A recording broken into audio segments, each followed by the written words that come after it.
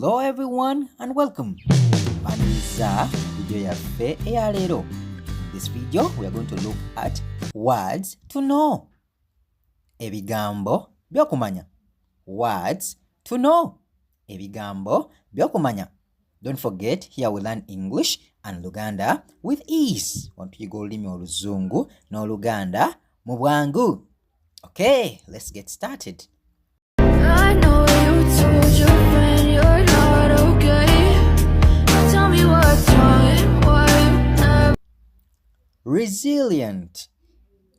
Resilient. Resilient in Luganda we say okugumira ekintu. Okugumira ekintu. Once again, resilient. Okugumira ekintu. Serene. Serene. Serene in Luganda we say owemirembe. Owemirembe. Serene. Owemirembe. Trust. Trust. Trust in Luganda we say okwesiga. Okwesiga.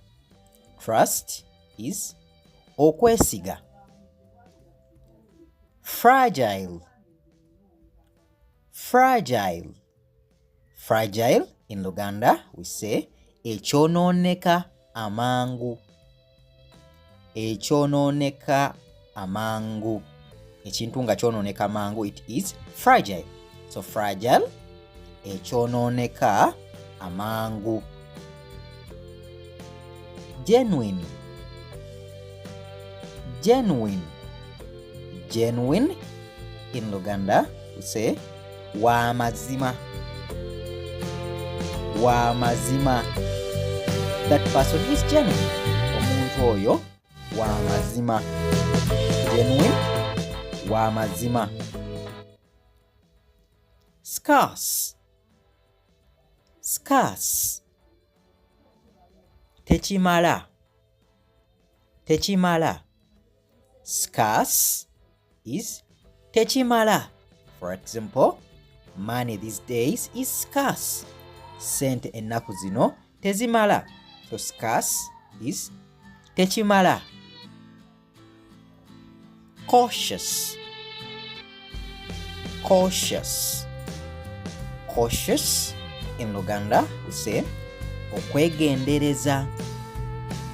Okwegendereza. So you are cautious in whatever you do. Wegendereza mu kimu kyokola. So cautious is okwegendereza. Diligent. Diligent. Diligent. Okunyiikira. Okunyiikira. So onyiikira mu kyokola. You are diligent in what you're doing. Diligent is okunyiikira. Humble. Humble. Humble. Omwetowaze. Omwetowaze. So humble is omwetowaze. Person who is humble. Omwetowaze. Lazy. Lazy. Lazy. Omugayaavu. Omugayaavu. So a person who is lazy is omugayaavu. Okay, those were the 10 words for us to know. Ebigambo 10 leero bye tulina okumanya. Let's meet up in the next video. Bye bye. Welaba.